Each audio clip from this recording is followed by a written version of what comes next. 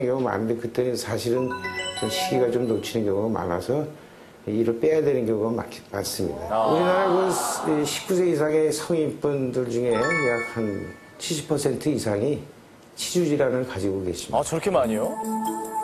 국민건강보험공단에 따르면 2008년 우리나라 사람들이 외래에서 가장 많이 받은 진료는 1위 급성기관지염, 2위 급성핀도염이었고 3위가 바로 치주염으로 약 675만 명의 사람들이 진료를 받은 것으로 나타났다. 또한 우리나라 20세 이상 성인의 50% 이상, 35세 이후엔 75% 이상, 40세 이후엔 무려 8, 90% 이상이 잇몸 질환에 시달리고 있는 것으로 알려졌는데 이보다 더 충격적인 사실은 주인공처럼 심한 치주염을 앓고 있는 임신부들의 경우 그렇지 않은 사람들에 비해 저체중아 출산과 조산할 가능성이 높다는 것이다. 그 이유는 무엇일까? 저게 무슨 연관이 있을지. 임신을 하게 되면 이제 이 호르몬의 변화가 생겨가지고요. 치주염이 진행될 가능성이 더 높고요. 또 나아가서 임신 초기에 구역질이나 이제 입덧을 많이 하면서 이제 위산들이 많이 올라오거든요. 그래서 이제 입안 환경도 좋지 않아지고요. 또 체온이 좀 상승해갖고 입안이 좀 건조하게 됩니다. 그래서 세균이 많이 번식을 해갖고 치주염이 진행될 가능성이 더 높아지게 되겠죠. 그거를 방치하게 되면 그 치주 질환을 일으키는 그 세균이 혈류를 타가지고 그 태반에 영향을 줘갖고 이 조산이나 저체중아, 출산의 확률이 높다는 그 연구 결과들이 지금 보고되고 있습니다. 이것은 치과대학에서 공부하는 한 교과서. 심한 치주 질환이 있는 산모는 건강한 산모에 비해 조산 가능성이 무려 4배에서 7배나 높다고 하는데 음주로 인한 조산율이 약 3배인 것을 생각한다면 4배에서 7배에 달하는 치주염에 의한 조산율이 얼마나 높고 위험한 것인지 잘 알 수 있다. 그렇다면 임신을 했을 경우 치주염이 생기면 어떻게 해야 할까? 그 임신했을 때 그 치과 치료를 하면 안 된다는 그런 잘못된 상식이 있는데 그거는 좀 생각을 좀 바꾸셔야 될 것 같고요. 제가 생각하기에 임신 초기나 말기를 피하고 임신 한 4 내지 한 6개월 정도에 어떤 치주 치료를 받는 거는 아무 상관이 없으니까 치과에 오셔서 치료를 받으시면 될 것 같고요. 스케일링이나 이제 충치 같은 것도 4 내지 6개월 정도의 치료받는 게 제일 좋으시지만요. 아주 간단한 경우는 치과에 오셔서 상담하시면 언제든지 간단한 치료를 하실 수가 있습니다.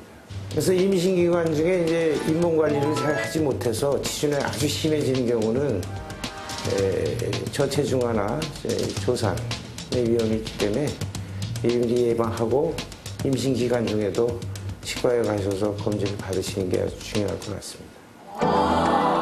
하지만 놀랄 일은 이것뿐만이 아니라고 하는데 치주염을 소홀히 여겨 방치하면 전신 건강을 위협한다는 것. 치주염 환자는 정상인보다 심장 발작을 일으킬 확률 약 1.5에서 2배. 뇌졸중에 걸릴 확률 약 3배.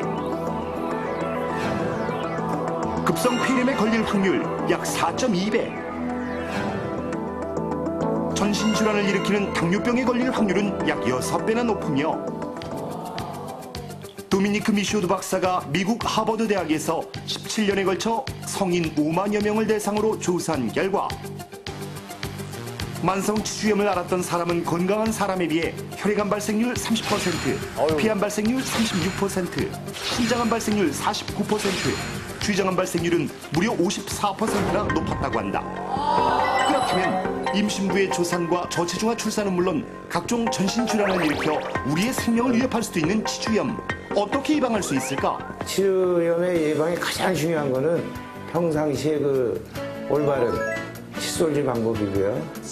그 이외에 이제 각종 보조 기본 치실이나 치간 칫솔 이런 걸 좀 사용하시고 최근에 이제 많은 그 치주 질환과 관련된 양치액이 나와 있는데요. 그걸 같이 사용하시면 굉장히 큰 효과를 보실 수가 있습니다.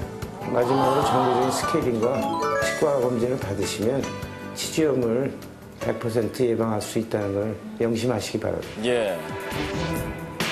삼마고 방치했던 당신의 작은 질환 하나. 당신의 건강을 빼앗아갈 수 있습니다. 어느 날 갑자기 네.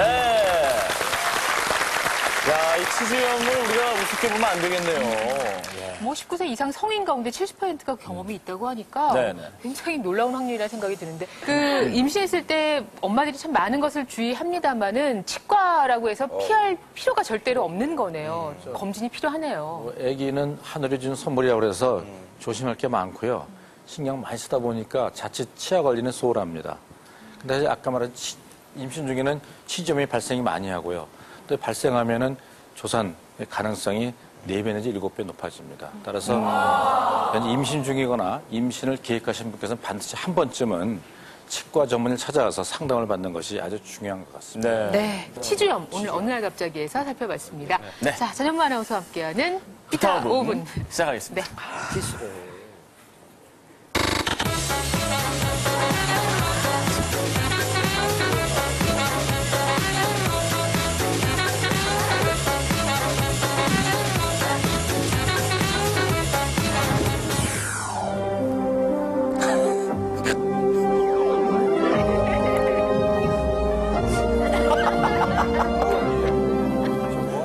시청자 여러분 안녕하십니까. 가장 궁금한 건강 정보를 깔끔하게 정리해서 5분간 보내드리는 비타 5분의 전현무 앵커입니다.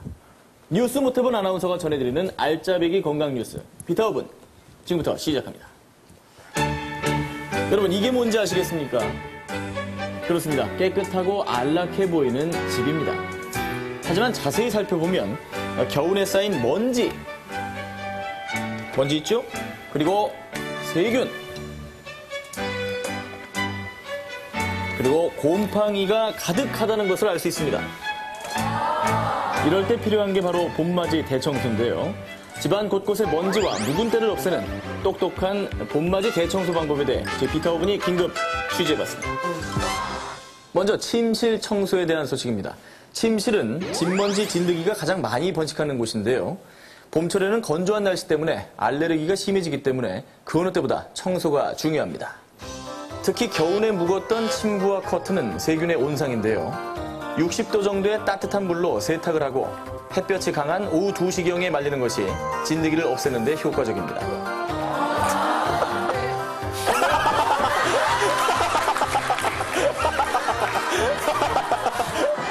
또한 세탁 후 방수 스프레이를 뿌려주면 곰팡이가 생기는 것도 막을 수 있으니 참고하시기 바랍니다.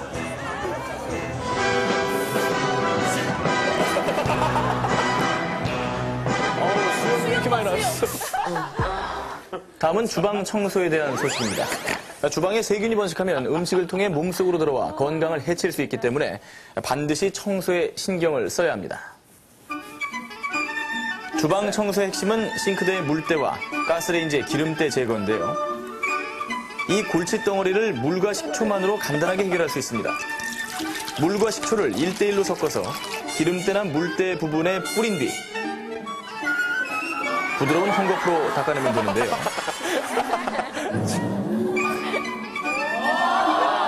반짝반짝 빛나는 주방으로 만드는 방법. 참 쉽죠? 다음은 거실 청소에 대한 소식입니다.